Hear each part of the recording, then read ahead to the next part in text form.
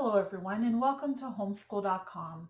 I'm Jamie Gaddy, homeschooling mom of six, and I'm going to talk to you today about creating a 4-year plan for your high school homeschool. A lot of you may be wondering what in the world is a 4-year plan anyway? And that is a really good question. A 4-year plan is simply just a plan that you have in place that enables you to help your teenager stay on track and take advantage of all of the amazing opportunities throughout the course of their high school experience. And so a 4-year plan is usually reverse engineered, for lack of a better word, but it's a progression toward a goal. And the goal being what your student wants to do or to be in the next 4 years or the next 8 years. And it's a plan that takes that goal and works backward from where your teen wants to be to what you have to do today and tomorrow and the next day. Now, granted, I understand that most 15-year-olds, 16-year-olds don't really know for sure what they want to do in 4 years or 8 years, let alone tomorrow. But there are two things that I suggest that we do here in this situation. And the first is to just create your 4-year plan as a contingency plan, just in case they end up going to college or tech school. And so you've got this framework in place, these basic courses that would enable them to go in any direction that they want to go in. And you know what? They might change their mind when they graduate. They might change all their plans completely, and that's okay. But if they have the basic things that they need to do any course, then it will save time and effort in the long run for them.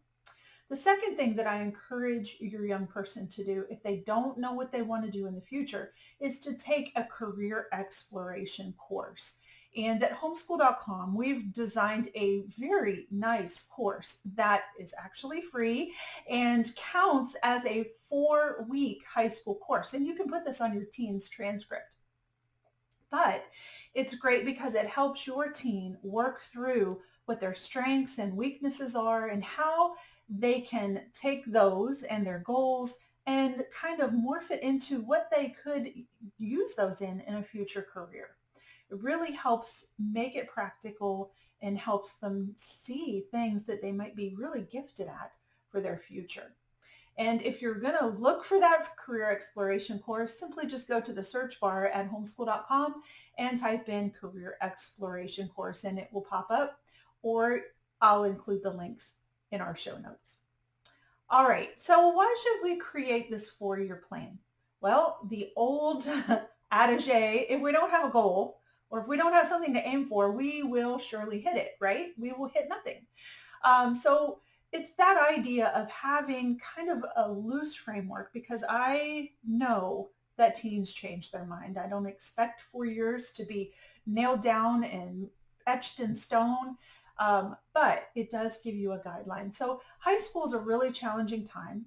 It's challenging for the parent. It's challenging for the teen. They're trying to figure out and make a lot of life decisions during these 4 years. And there's so many moving parts. There are so many things to consider.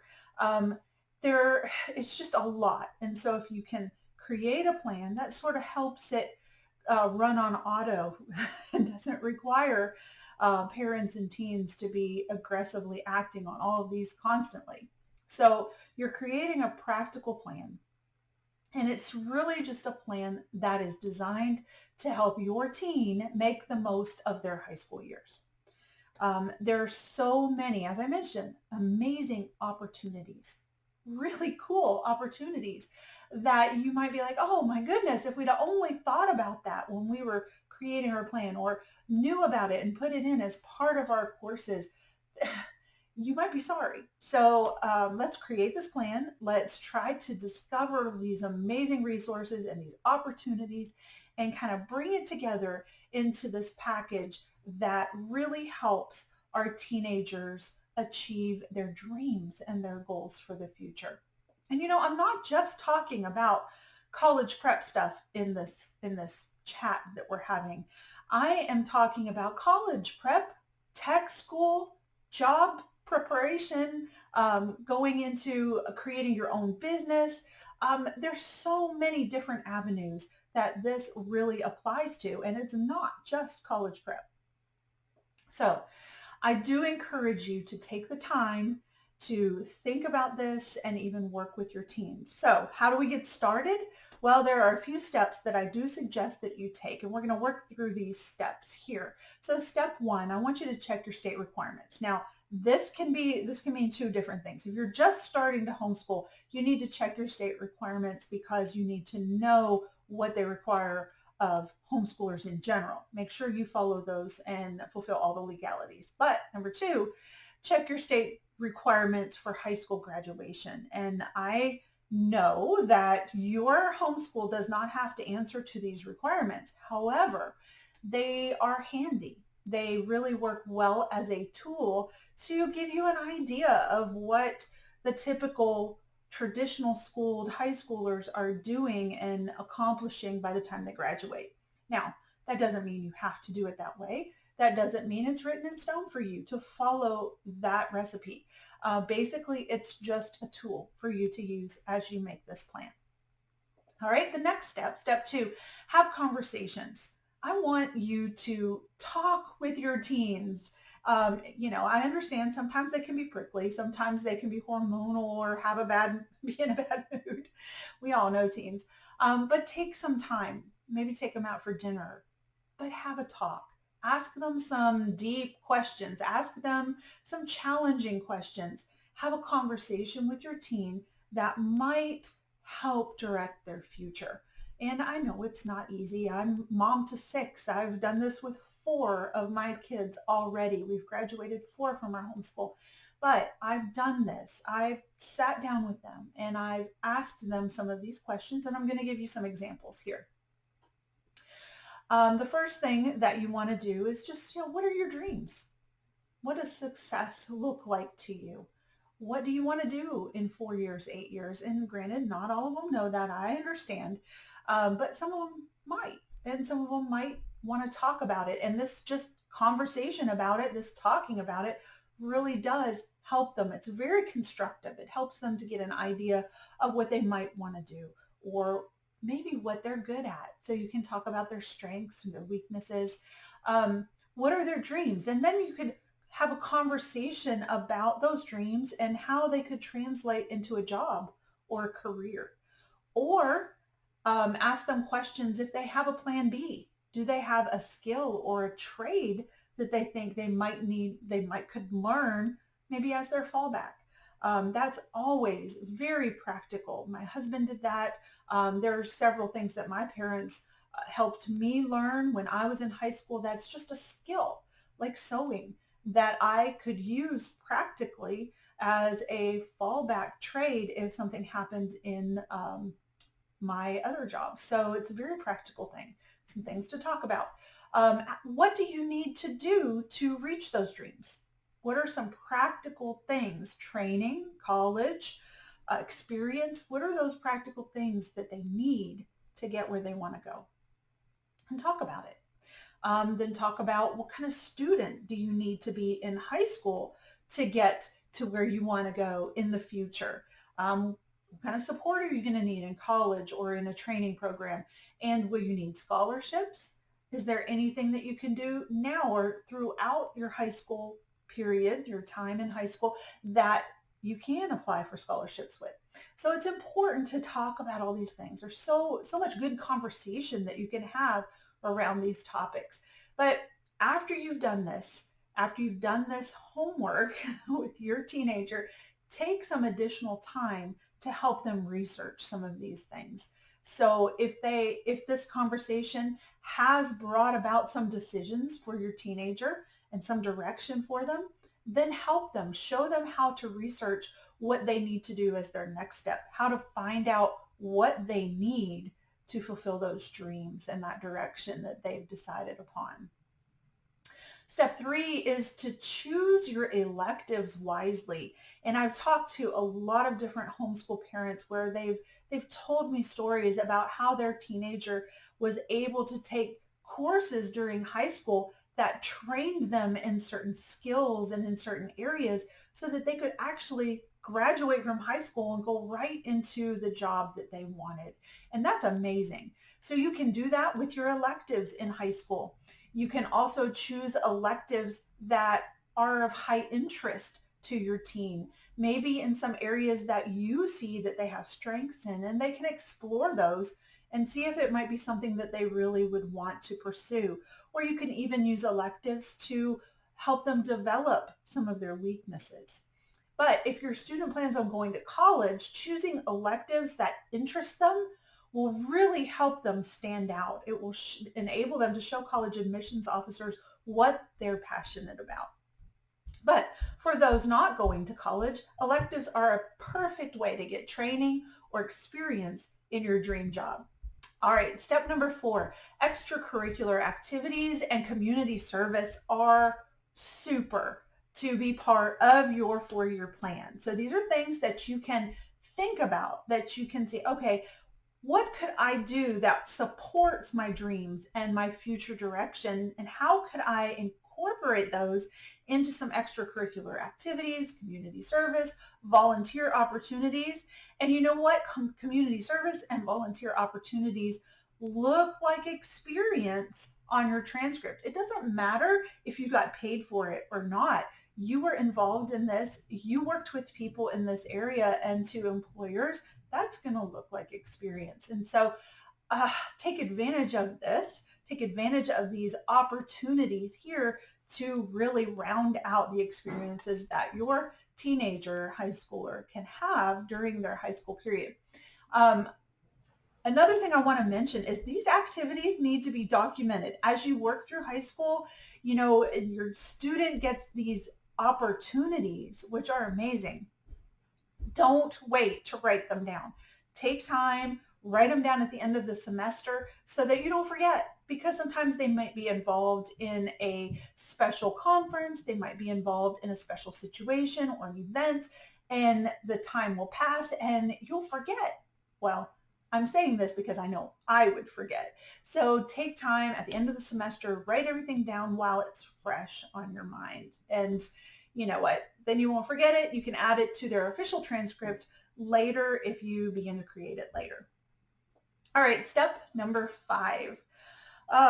Find tools and resources that help your teen succeed. This is so important. Teaching your teenager or your young person, even when they're in middle school, about organization, about staying on top of their time, managing their time, helping them make their plan, and teaching them these skills is so important during these years. There are so many things to remember, so many milestones to accomplish, that helping them take ownership of this particular area is really vital to just teaching them important life skills. But you can use things like planners and calendars or even apps that help them track their progress, keep everybody on task. I did want to mention homeschool.com is all about lightening your load as a homeschool parent. And so we've created a lot of really well-designed tools for you to use for your homeschool. And this includes amazing planners for your teenager, as well as a planner for you as the parent. We also have calendars that you can print out. All of them are very professionally designed, and so they're beautiful. But the best part is that they're free. So you can head over there and get yours. I like to print ours out. I send them to a printer. They print them in color because they're just so pretty. I want to take advantage of it. And then we put them in a 3-ring binder. They are a week spread. And so what I usually do for my young teenagers is I have them plan out their week at a time. And so every Monday morning, that's part of our Monday morning activity. We plan what we're going to do this week. I want to see the lessons that they're going to study on each day. I want to see page numbers. I want to see any tests or quizzes that need to be taken. So they're taking ownership of their own education, which is absolutely wonderful. All right, step number 6, research the tests or other milestones that you're going to need. All right, so ACT, SAT, even the new one, the CLT, are all part of this. This is something that you're going to want to find out what's required of your students, if they're going to even need them. If they end up going to college, then they will probably need to take an ACT, SAT, or a CLT. It's just kind of a given. And so if that is part of their future, this needs to be part of your 4-year plan. You don't want to start test prepping right before you take your test. What we like to do in our homeschool is kind of bring it in without them really knowing it's test prep. So what I do is I bring in some vocabulary that really is test prep vocabulary. There's, of course, these tests are logic tests and reasoning tests. So we bring in that in other courses throughout the high school experience. So it's not just a test prep course, or they feel like, oh, I'm test prepping again. But it's just part of their learning as they're going through it. I also wanted to mention that it's really great if you can work your sophomore into taking the PSAT or the NMSQT. There are 2 reasons why this is really good. Number 1, it's good practice before you take the real SAT or ACT. And number 2, it does open your student up to get to be a part of the National Merit Scholarships. So it's just another benefit. But junior year is usually when you want to start with those tests. What we did in our home was we took the test frequently. I allowed our students, since both tests are pretty well accepted in our area, pretty much any college, I allowed our students to choose which test they preferred. And then we just took it over and over until they ended up getting the same score, and I knew they had reached their threshold. And so we stopped, but taking it over and over kind of got rid of the nervousness. They knew what to expect. They did better after all the nervousness was gone. So yeah, it was very helpful. But I do want to encourage you, please don't wait until the last minute to prepare your student form. Sometimes there's test anxiety involved. So taking the test frequently does help alleviate that. But I do want to say you're making this high school transcript, and of course you need a great transcript. Like for example, this past year, a lot of colleges waived SAT and ACT test scores, and students were granted admission based solely on their transcript. In those cases, it was very advantageous to have that transcript polished up. But another thing I wanted to mention is that there's actually been a move in the Western U.S. and throughout some Ivy League colleges toward a more holistic approach to college admissions, using more of a wide aspect or more a wide range of the students' accomplishments, like their high school grades, plus the transcripts, plus the standardized tests. And really that, doing that is more fair to the student. And I really agree with this. But for the time being, this isn't a broad majority of our colleges that are doing this. It's a very limited few. So sadly, we're still relying very heavily on the ACT, SAT, and CLT. So this needs to be part of your 4-year plan if your students are college bound. All right, so step number 7. This one's really cool. Use your summers wisely. Yeah, I know teens usually want to binge watch their favorite shows during the summer, but I'm kind of suggesting that maybe they share their summer with their show and some beneficial things, like maybe taking a test prep course or getting a job to save money for the future, maybe attending a workshop, a training, or even a skill camp. How about an apprenticeship, or even participating in some team sports, some athletics? So there's a lot of fun things that you can incorporate that can be part of your transcript, and you can add them as well to your 4-year plan in support of that future goal that your students want to accomplish. All right, step 8, explore your dream job. All right, this one is really, really important. This should be an essential part of your 4-year plan. Encourage your teens to take the time to explore their dream career. Get to know it, what it's going to require of them. And they can do it in a lot of different ways. They can job shadow. And you know what? A lot of Employers are understanding that this is a real good, valid process for young people. And so they're open to job shadowing. So that is just a matter of following around the person that you want to be someday and seeing what they do all day long, what that job actually entails, the good, the bad, the ugly. Another thing, you can volunteer. Now, you might not necessarily be in the actual position that they want to have one day, but they can see and get hands-on experience what's involved in that industry and that niche. Also, they could apply for apprenticeship, and apprenticeships and internships are really, that's what I was talking about. Some of these amazing opportunities that our young people can have while they are in high school. But ultimately, all of these avenues are really just ways to get hands-on to determine if a specific career or job is for you. You know, it's so much better to find out now if you love or hate a certain career than after you've spent time and money or have gone to college to prepare for it. It's good to know now. All right, so just to wrap things up, summarize.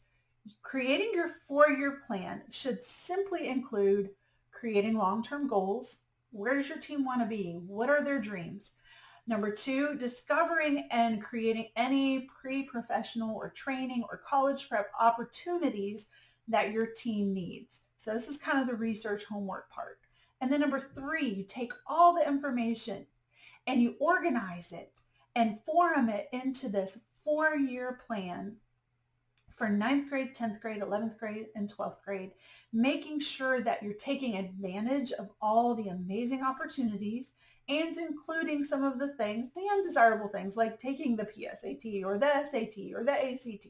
And you've got a plan in place that's going to help you remember those important milestones. Also, plan unique courses and studies that reflect your students' interests that can be electives. Incorporate into your 4-year plan test prep, and then plan for lots of hands-on experience. All of these things brought together are going to make a very comprehensive, a very well put together 4-year plan for your high schooler that's going to help them to accomplish their dreams, to be able to find a job and find a place for themselves in the future. And so we have several free resources that will help you with this. Obviously, we're talking about the 4-year plan right now. So we have a free printable 4-year plan for you. It's super simple. There are 4 sheets of paper in it, and it'll help you get started right away. Another thing that I encourage you to grab, it's free, is the career exploration course. Have your team go through it. It will help them determine their strengths and weaknesses and ways that they can turn that into a future career. And then finally, grab the team planner. That will help your team begin to take ownership and to plan and schedule their courses and their education and stay on top and on track of what they need to do each and every week. If you have any questions, of course, you can always reach out to us at homeschool.com. We're on YouTube, Facebook, and Instagram, and we'd love to answer your questions and help you as you homeschool high school.